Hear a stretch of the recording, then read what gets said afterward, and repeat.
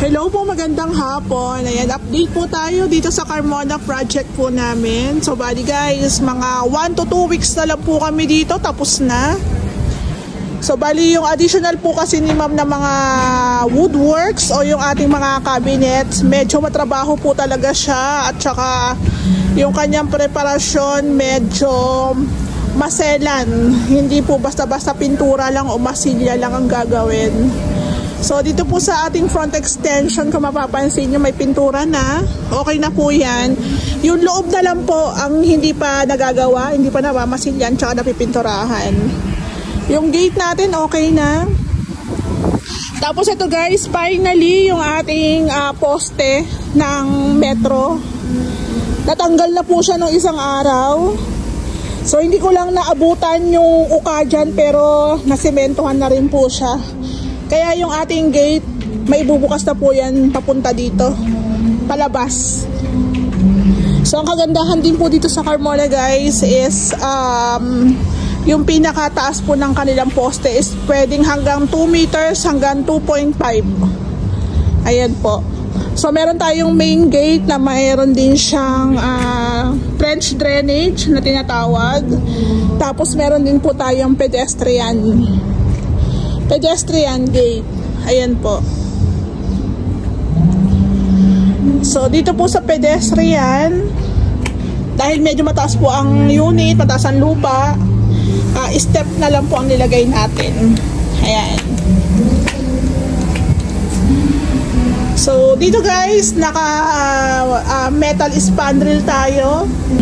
Tapos guys, eto nga po pala, sa vlog ko kasi, bakit daw nakalabas yung ating tubo. Conceal gutter po kasi yung peg ng ating gutters dyan.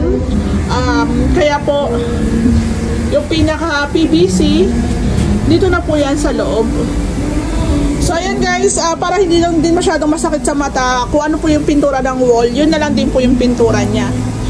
So pwede naman natin i-disregard yung ating pagkadismaya sa ating mga ganyang PVC kasi importante po yan eh. Meron po tayong gutters dyan sa loob na dito na po ang bagsak ng tubig. Ayan po.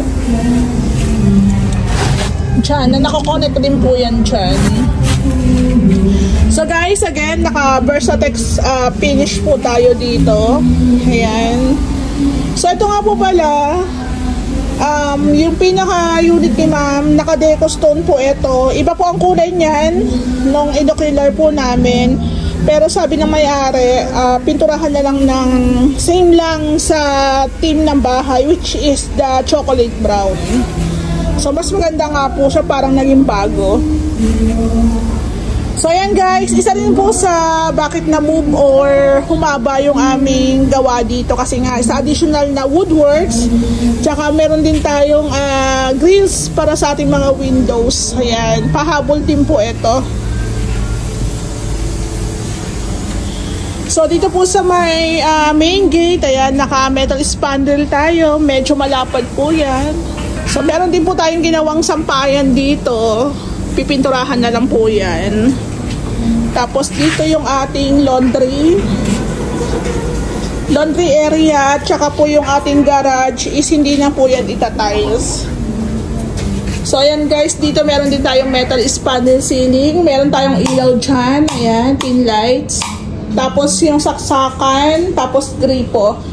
Tapos ito, ganyan na lang po siya, walang tiles na ilalagay kasi yun ang prepared ng may-ari. So guys, pasok tayo dito sa loob. Ayan na, oh.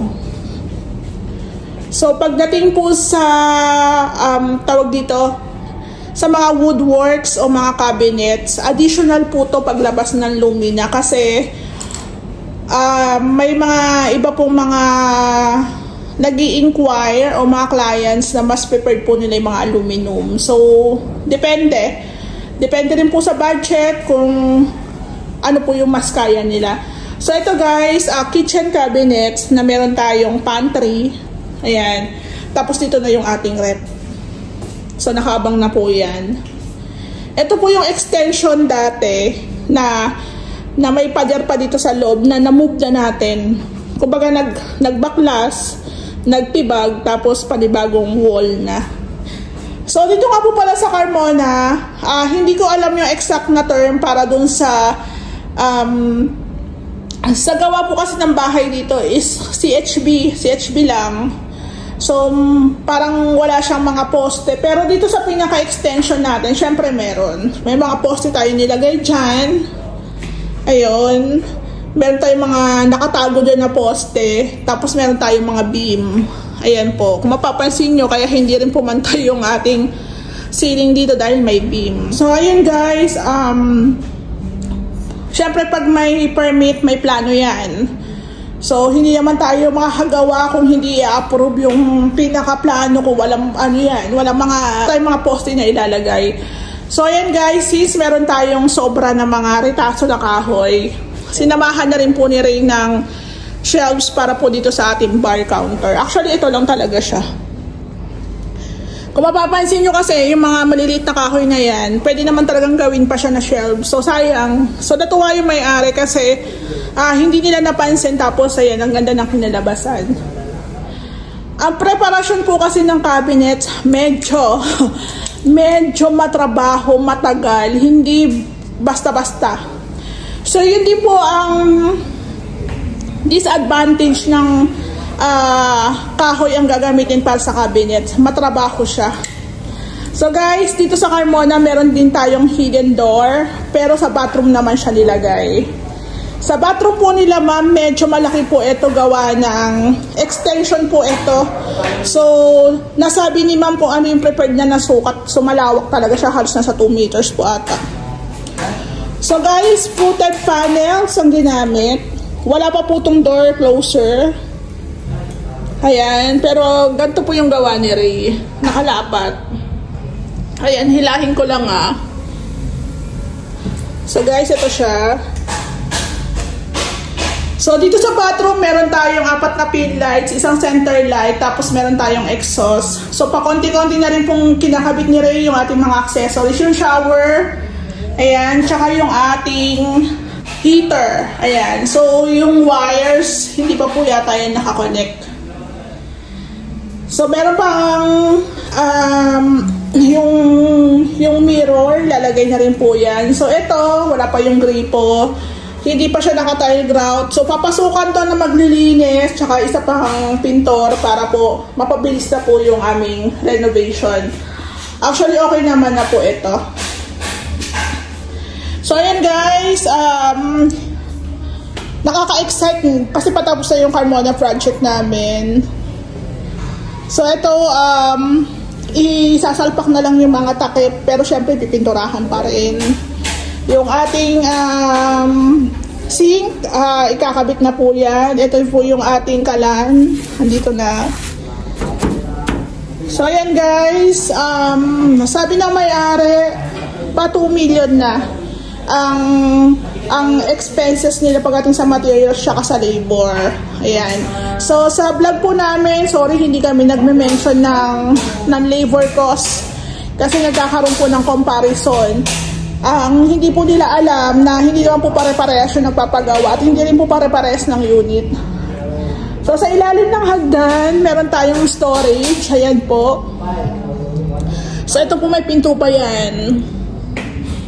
So, ito rin po yung unit na meron pong high ceiling. Ayan, pasensya na, wala na akong boses. Ayan guys, tapos ito nga po pala, tinanggal yung mga bintana at nagpalagay po ng sliding. Ayan guys, o diba? Meron din po siyang screen. Malaki po talaga ang gastos dito kasi sa pinto pa lang, Diyos ko. Ang daming pinto. Ayan o. Tapos ito yung ating staircase na ito lang po yung dating concrete. Tapos dito is metal. Lahat na po ito concrete para yung nabuhusan na. Ayan. Tapos binago rin po namin yung pinaka tawag dito handrail.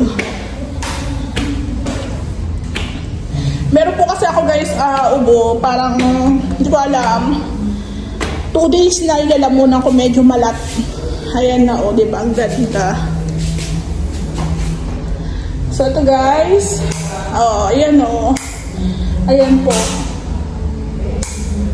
Ayan o. So, ayan guys. Okay na siya, diba?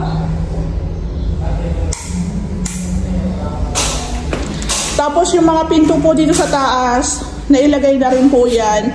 Na-installed na. Tapos preparation na rin po sa pagpipintura. Chocolate brown po ang prepared na mayari. So guys, isa pa yung pintura, tsaka yung polytop. Ang ano ng tapang ng amoy. Kaya medyo hindi ako makahinga na maayos. Tapos yung cabinet, ayan, na-install na po yung ating mga handles. Pinulang lang ng handle. So kakabit na rin po yan. So ayan guys, oh. So meron mga nilagyan ng polytop dito kanina. Ayan. So dito, yung pinto na naman. Ang dami mong pinto dito. Tapos dito po yung balcony. So guys, ito yung balcony ni ma'am. Ito additional po ito. So imagine yung additional, merong grills, merong tiles, merong kisame, may bubong, wirings, di ba? So hindi po biro, kahit sabihin nyo maliit lang po yung space, marami pong ginawa dyan. So hindi po yung kagandahan na maka-encounter ka ng maayos at matinong contractor kasi yung bahay mo, lagi mo makikita yung update sa page namin. Ayan. So yun din po yung kagandahan na kung saan po kayo magpapagawa.